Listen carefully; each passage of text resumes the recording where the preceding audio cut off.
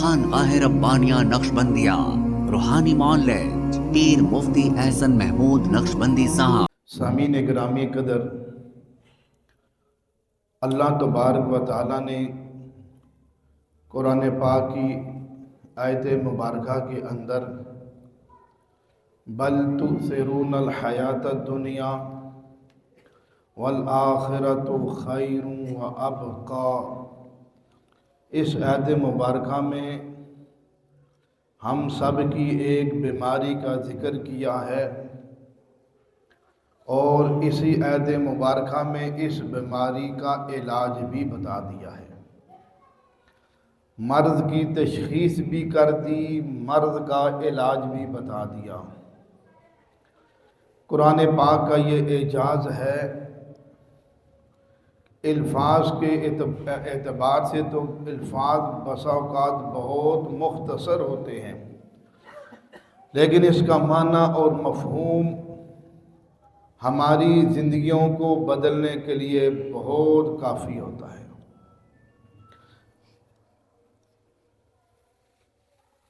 امام شافعی رحمۃ اللہ علیہ جیسے یہ بات فرما چکے ہیں کہ اگر قرآن پاک کی ایک سورت عصر یہی نازل ہوتی تو ساری دنیا کے انسانوں کی زندگی کے رخ کو بدلنے کے لیے کافی تھی۔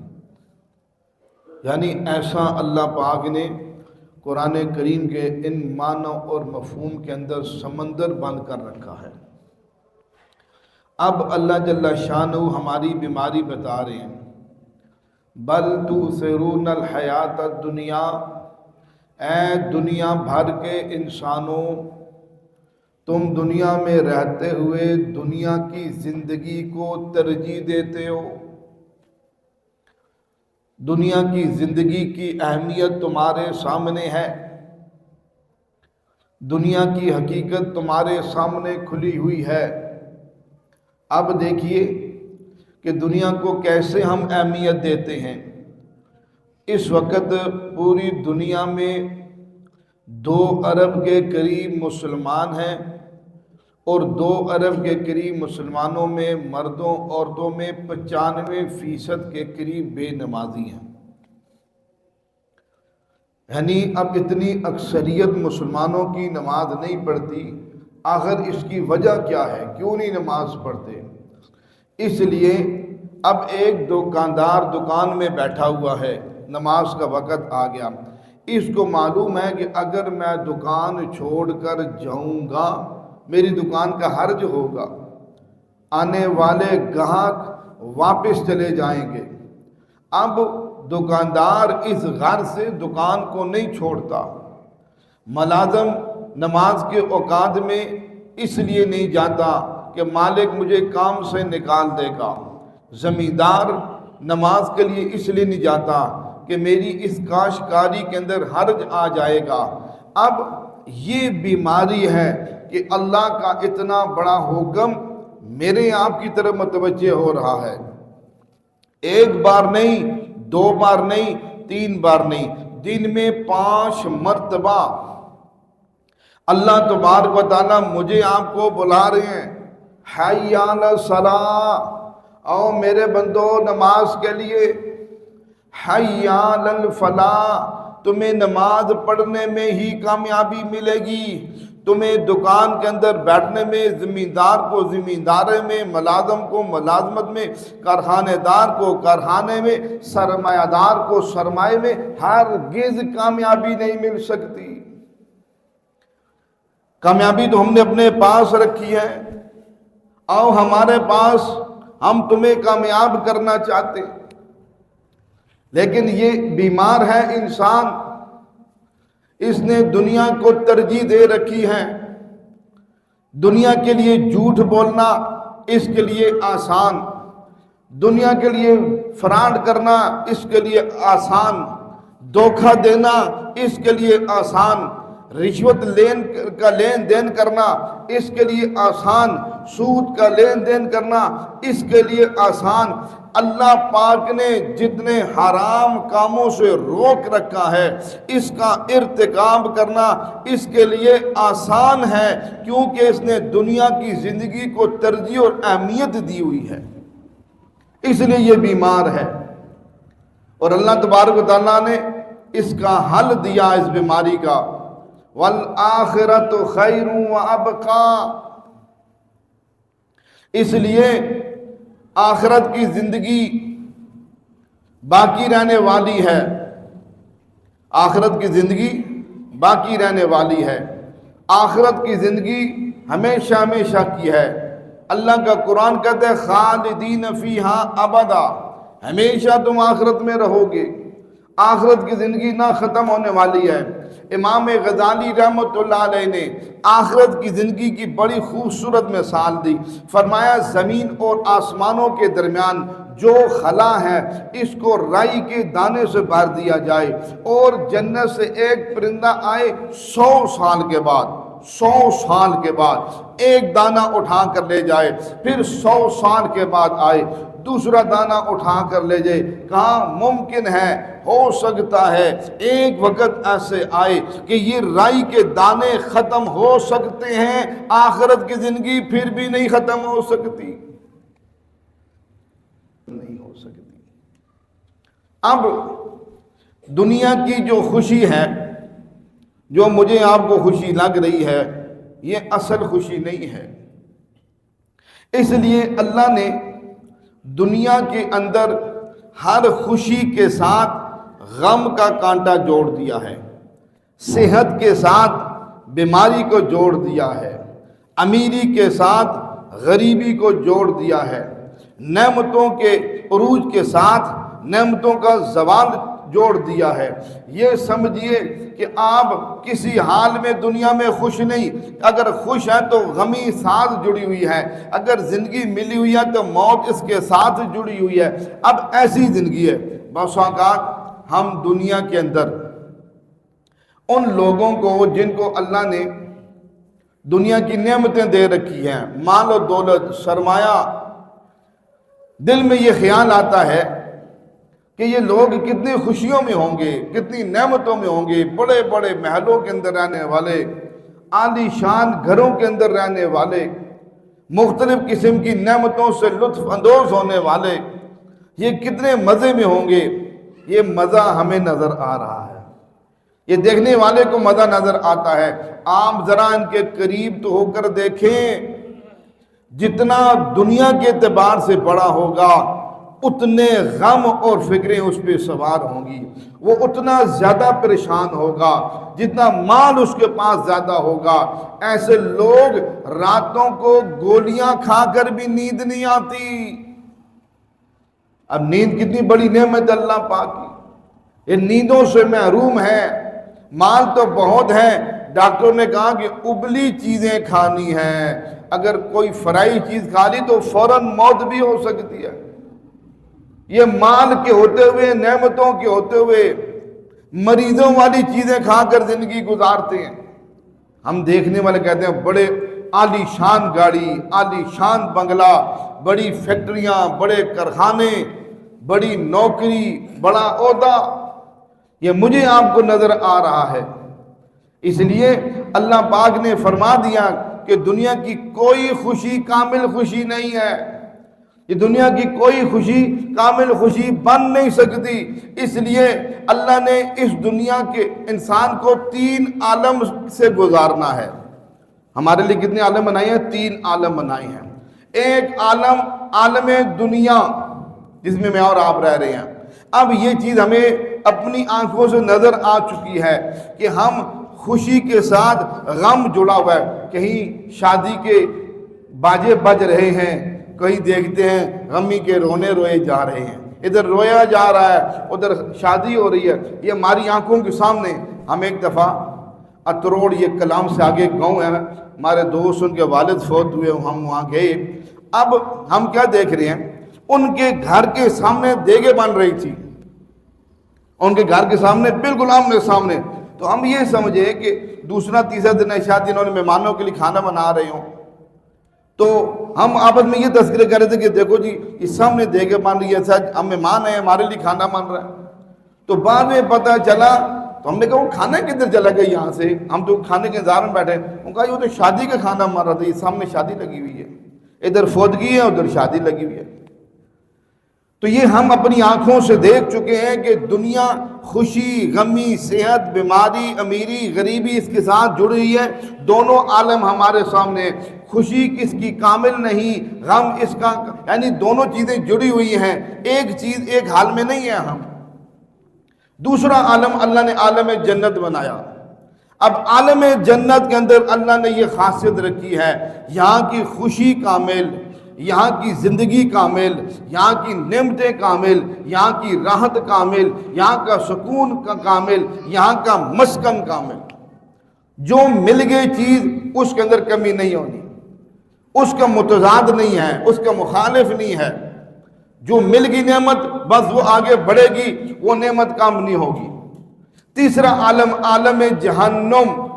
اب عالم جہنم اللہ نے بنایا جس کے اندر غم ہی غم ہے, دکھ ہی دکھ ہے, تکلیفیں ہی تکلیفیں ہیں, چیخو پکار ہے, واویلا ہے, پچھتانا ہے, افسوس کرنا ہے, اس کے علاوہ وہاں کچھ بھی نہیں ہے.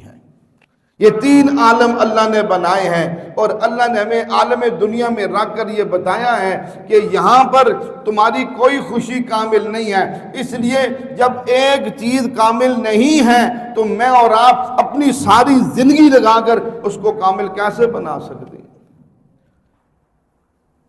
اب اسی طرح اصل خوشی آخرت کی خوشی ہے, اصل کامیابی آخرت کی کامیابی ہے. اللہ پاک خود جب فرما رہے ہیں قرآن پاک میں والآخرت خیر, خیر کا مطلب ہوتا ہے کامل مکمل, کہ آخرت کامل ہے, آخرت کی زندگی کامل, آخرت کی نعمتیں کامل, آخرت کا مسکن کامل, آخرت کی ہر چیز اللہ نے کامل و مکمل, کوئی اس کے اندر نقص نہیں رکھا. توجہ کیجئے گا, حدیث پاک میں آتا ہے, رحمت عالم صلی اللہ تعالی علیہ وسلم فرماتے ہیں اذا دخل اہل الجنت جنتا اذ نادا مناد ان لکم ان تحیوا فلا تموتوا ابدا ان لکم ان تصحوا فلا تسقموا ابدا ان لکم ان تنعموا فلا تحرموا ابدا ان لکم ان تشبوا فلا تحرموا ابدا. اعلان کر دیا حدیث پاک میں, رحمت کائنات صلی اللہ علیہ وسلم نے فرمایا, جس کا مفہوم ہے جب جنت والے جنت میں داخل ہو جائیں گے تو ایک منادی اللہ کی طرف سے اعلان کرے گا, او جنتیوں جاتے جاتے میرا پیغام سن کر جانا, ان لکم ان تحیوا فلا تموتوا ابدا, آج کے بعد تم کو رب نے ہمیشہ کی زندگی دے دی, اب تم پہ موت نہیں آئے گی, اس لیے رب نے موت کو بھی موت دے دی. ان لکم ان تنعموا, ہمیشہ کی نعمتیں دے دی, تمہاری نعمتوں میں کبھی زوال نہیں آئے گا, ہمیشہ کی خوشیاں دے دی, تم سے کبھی خوشی چھینی نہیں جائے گی, ہمیشہ کی جوانی دے دی, کبھی تم بڑھاپے کا سفید بال نہیں دیکھو گے. اس لیے سامعین گرامی قدر, آخرت اصل آخرت ہے, اور آخرت کی خوشی کامل خوشی ہے, آخرت کی نعمتیں کامل نعمتیں ہیں. اس لیے اللہ تبارک و تعالی مجھ آپ کو آخرت کی طرف متوجہ ہماری توجہ کر رہے ہیں کہ بھائی اس دنیا میں ہم نے دنیا کی نعمتوں کے لیے حصول کے لیے تمہیں نہیں بھیجا کہ داری دنیا کی نعمتیں حاصل کر کے تم نے آنی ہے, ہم نے تو تمہیں آخرت کا بندہ بنایا ہے, ہم نے تو یہ نعمتیں تمہیں آخرت میں دینی ہے. دنیا تو دارالامتحان بنایا, اس کو راہ گزر قرار دیا, اس کو مسافرخانہ بنایا, اصل تمہاری نعمتوں کو ہم نے آخرت میں رکھا ہے.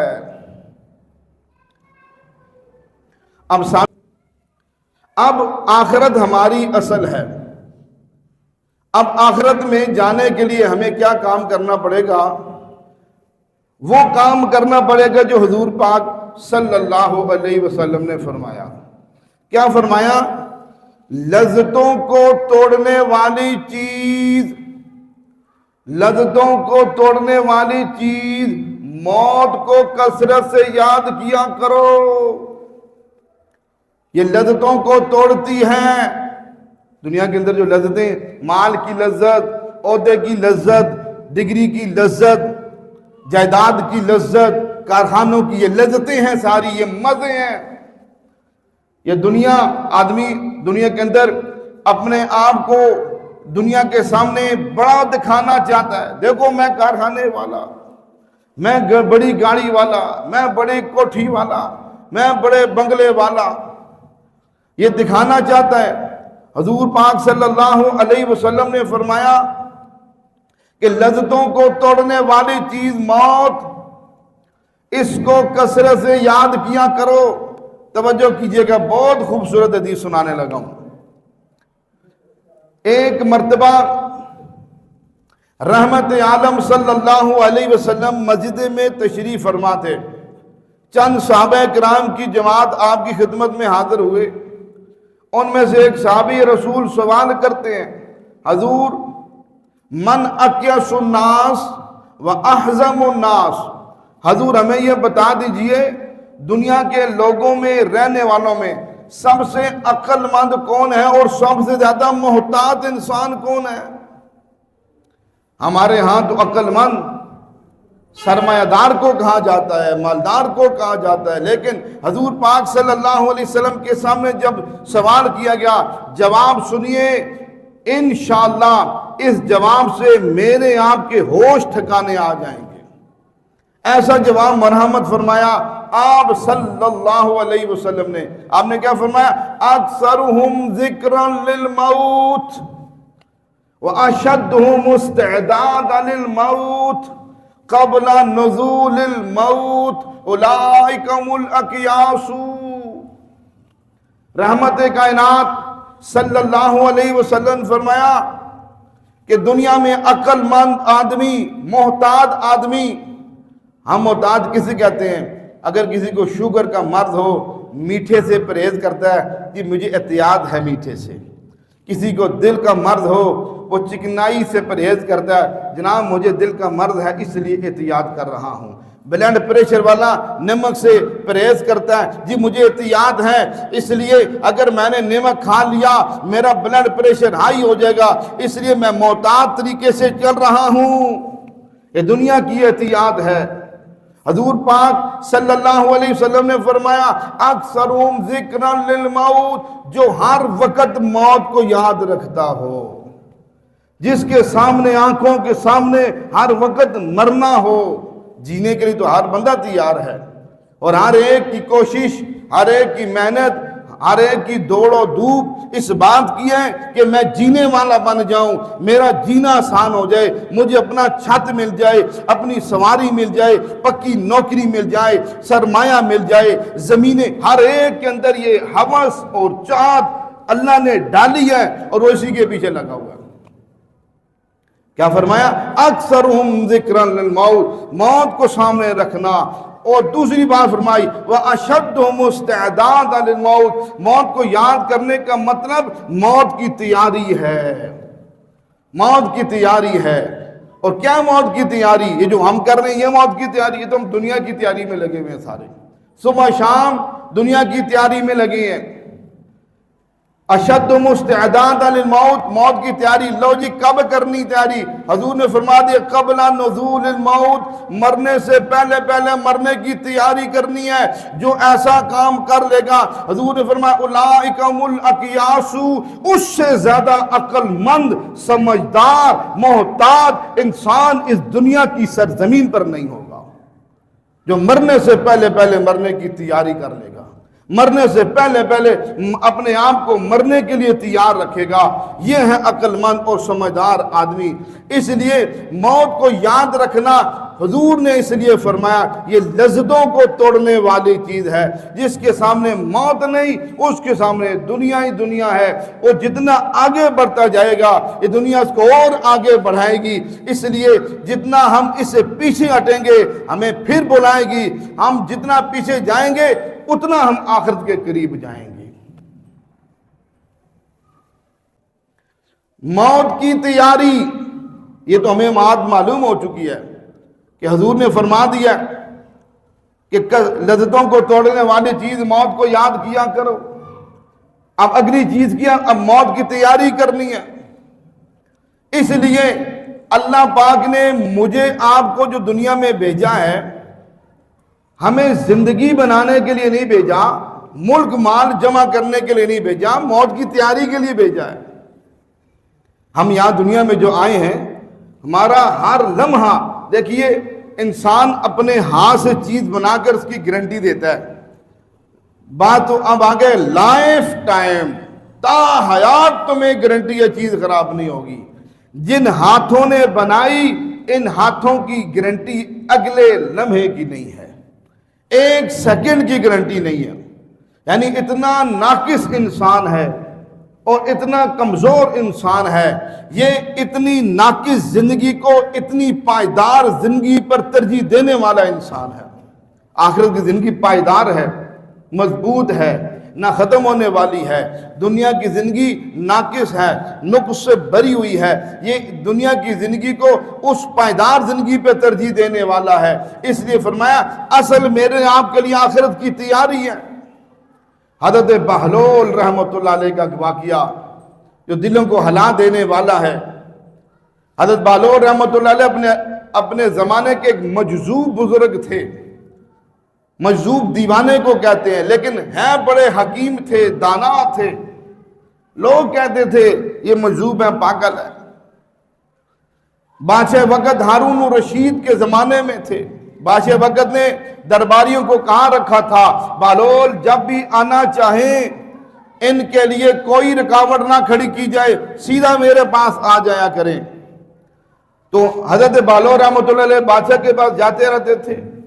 ایک دن گئے تو بادشاہ اپنے محل میں ٹہل رہا تھا، بڑی خوشی میں تھا. تو حضرت بہلول کو دیکھا، اس کے ہاتھ میں ایک چھڑی بھی تھی بادشاہ کے ہاتھ میں. دیکھ کر کہا اے بہلول، یہ چھڑی میں آپ کو امانت دیتا ہوں اور یہ آپ کو کہہ رہا ہوں، یہ چھڑی آپ نے اس کو دینی ہے جو آپ کو اپنے سے زیادہ بے وقوف لگے. کہا جی ٹھیک ہے. بادشاہ سلامت، آپ کا حکم. سر آنکھوں پہ چھڑی لے کے گھر چلے گئے. ہفتہ، 2 ہفتہ، سال، 2 سال وقت گزرتا گیا. ایک وقت آیا بادشاہ سلامت بیمار پڑ گئے. اتنے بیمار ہو گئے کہ حکیموں نے باہر نکلنے سے منع کر دیا، سفر کرنے سے منع کر دیا. پھر بہلول رحمۃ اللہ علیہ وہ چھڑی لے کر گئے. کہا بادشاہ سلامت کیا حال ہے؟ کہا جی موت کا سفر درپیش ہے. کہا اچھا جی واپس کب آئیں گے؟ وہ جی کیسی پاگلوں والی باتیں کرتے ہو، مرنے کے بعد کون واپس آتا ہے؟ مرنے کے بعد کون واپس آتا ہے؟ اچھا یہ بتائیے آپ ساتھ کس کو لے کر جائیں؟ وہ جی میں مروں گا، میں خود جاؤں گا، ساتھ کس کو لے کر جائیں؟ کیا ہو گیا، آپ کیسی دیوانوں والی باتیں کر رہے ہیں؟ تو ایک دم سے حضرت بہلول رحمۃ اللہ علیہ نے وہ چھڑی نکالی اور بادشاہ ہارون رشید کے ہاتھ میں تھما دی اور کہا بادشاہ وقت آپ نے چھڑی دیتے وقت مجھے کہا تھا یہ اس شخص کو دینا جو تم سے زیادہ بے وقوف ہو.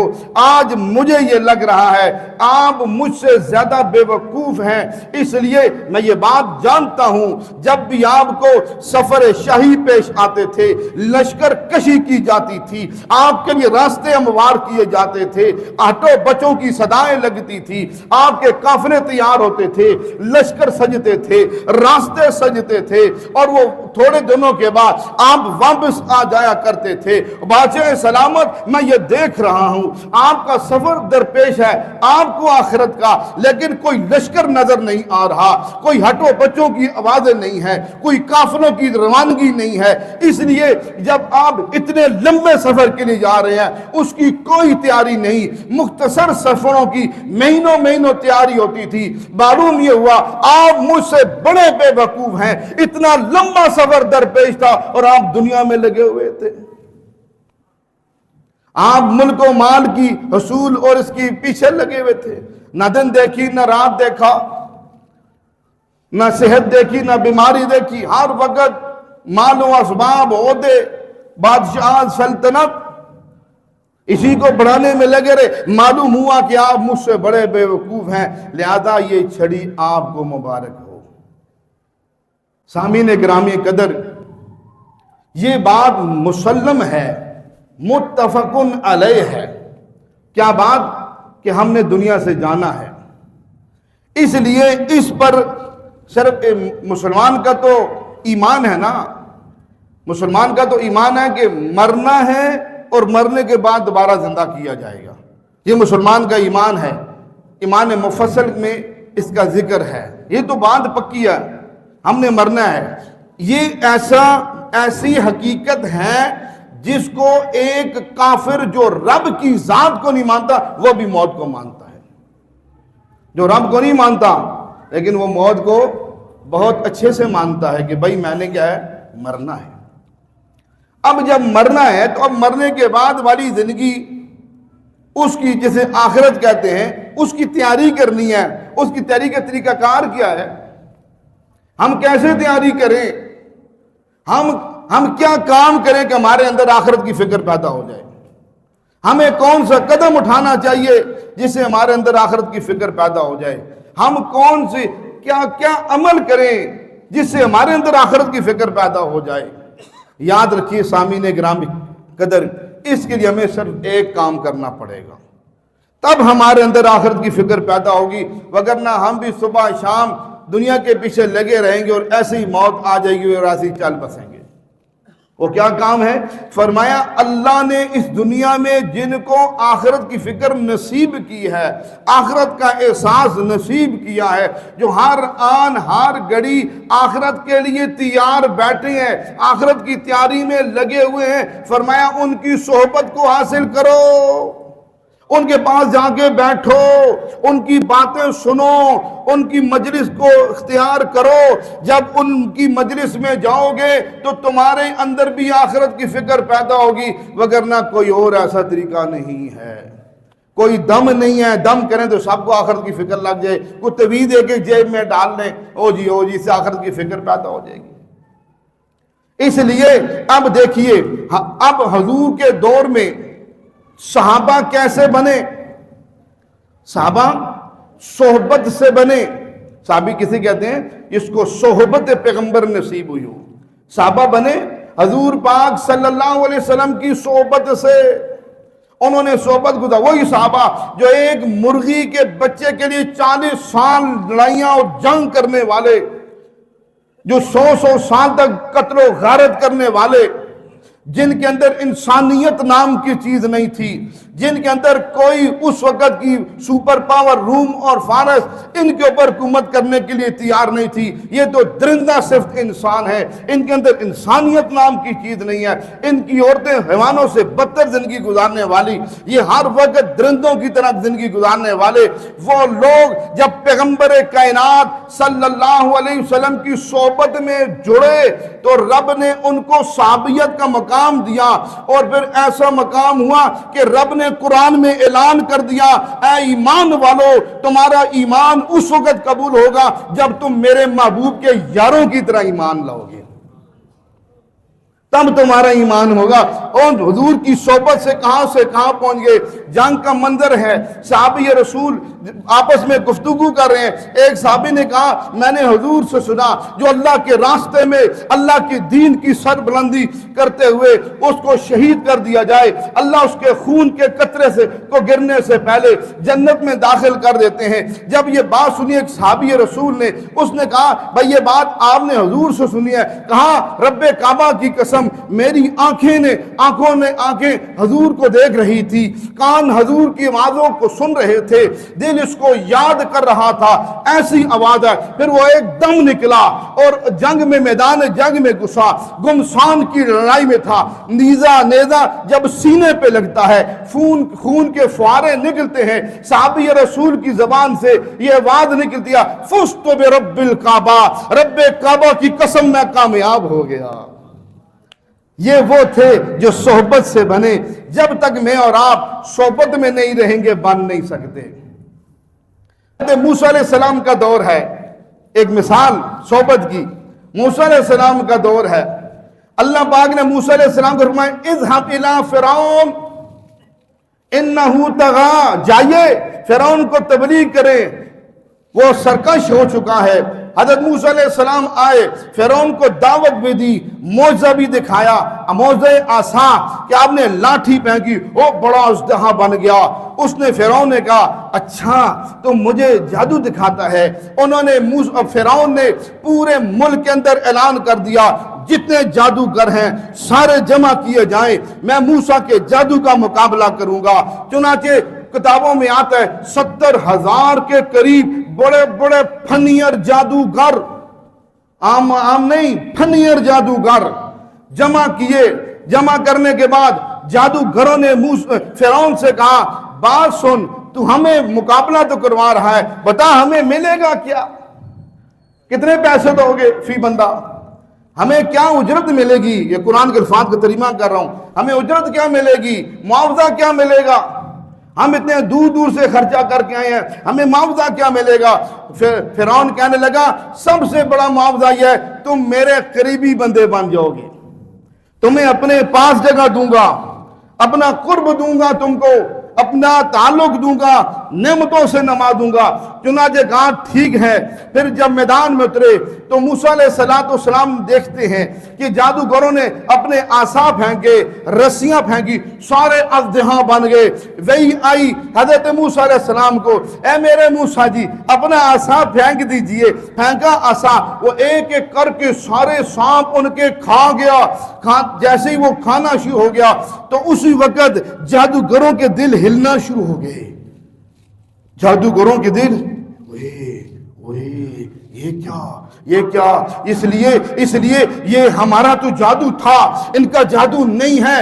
اس لیے ہمیں جو بتایا گیا ہے یہ اللہ کے پیغمبر ہیں, واقعی یہ اللہ کے پیغمبر ہیں, یہ جادو نہیں ہو سکتا ہے. اس لیے جادو کی یہ قسم ہی نہیں ہے کہ وہ سانپوں کو کھا جائے اور جادو کو کھا جائے, یہ ہو نہیں سکتا. ہم غالب ہونے کے لیے آئے تھے, ہم مغلوب ہو چکے ہیں, لہذا ہم جھوٹے ہیں. یہ پیغمبر سچا ہے, اس کا مشن سچا ہے. وہیں پر کہا آمنا برب ہارون و موسیٰ, فوراً کہا موسیٰ اور ہارون کے رب پر ایمان لاتے ہیں. جب یہ بات سنی فرعون نے کہا اور تم نے مجھ سے پوچھا بھی نہیں ہے, مجھ سے اجازت بھی نہیں لی ہے, اور تم موسیٰ پر ایمان لے آئے ہو. بلایا تمہیں میں نے تھا, میری دعوت پہ آئے ہو, انعام کا میں نے اعلان کیا تھا, تم نے کیوں موسیٰ کے اوپر ایمان لائے ہو. سنو باز آ جاؤ, وگرنہ میں تمہارے ہاتھ اور پاؤں مختلف جگہ سے کاٹ دوں گا اور تمہیں کھجوروں کے شہتیر پہ سولی چڑھا دوں گا. جب یہ بات سنی تو وہ ایمان لا چکے تھے. جادوگروں کا ایمان اتنا مضبوط ہو چکا تھا. اس نے کہا اے موسیٰ, اے فرعون, تو یاد رکھ تیری بادشاہت, تیری سلطنت, تیرے مال کے سامنے ہم آخرت کو پیچھے نہیں کر سکتے, ہم آخرت کو ترجیح دیں گے.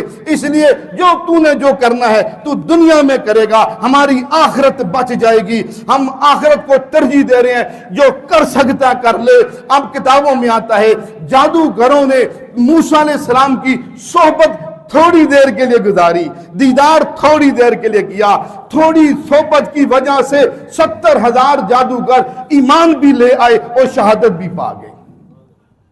یہ ہوتا ہے صحبت. ہم صحبت گزارتے ہیں ناپاک لوگوں کی, بے دین لوگوں کی, گندے لوگوں کی, پھر وہ گندگیاں ہمارے اندر آتی ہیں. جیسے ان کے گندے مزاج, جیسے ان کا گندا نظام, ان کی گندی صحبت, وہ چیز ہمارے اندر آتی ہے. اس لیے ہمیں اپنی صحبتیں بدلنی پڑے گی. اس لیے اس وقت جو صحبت کے اندر رہنے کی سب سے بڑی اللہ نے موقع دیا ہے, اور دعوت و تبلیغ کے نام سے پوری دنیا کے اندر جو تبلیغ کی محنت ہو رہی ہے, خدا کی قسم ان کے پاس صحبت میں جو ملتا ہے وہ کہیں بھی نہیں ملتا. ایک شیخ القرآن تھے, ان کے الفاظ, ان کا میرے سامنے ایک آدمی 35 سال بلا ناغہ درس قرآن سنتا رہا, 35 سال, لیکن اس کے چہرے پیغمبر کی سنت سے نہیں سجا. ایک دن 3-4 دن غائب رہ گیا, واپس آیا تو اس کے چہرے پہ داڑھی نظر آ رہی تھی. میں کہا کہاں گیا تھا؟ کہا تبلیغ والوں کے ساتھ گیا تھا اور داڑھی رکھ کر آئے ہوں. میں نے کہا تو یہ 35 سال رب کا قرآن سنا ہے پر تیرے اندر تبدیلی نہیں آئی, 3 دن لگا کے تیری زندگی بدل گئی. یہ صحبت ہے, پوری دنیا کے اندر محنت ہو رہی ہے انسانیت کو بدلنے کی, ملک مال کی نہیں اور 2 ڈگریوں کی نہیں. اس لیے میں بھی عزم کرتا ہوں ایسی مبارک اور پاکیزہ صحبت اختیار کرنے کی. آپ بھی سارے کرتے ہیں انشاءاللہ. اللہ ہم سب کو عمل کرنے کی توفیق نصیب فرما دے. ہمارے ہاں جادو, جنات, بندش اور نظر بد کا شافی علاج قرآن و سنت کی روشنی میں کیا جاتا ہے۔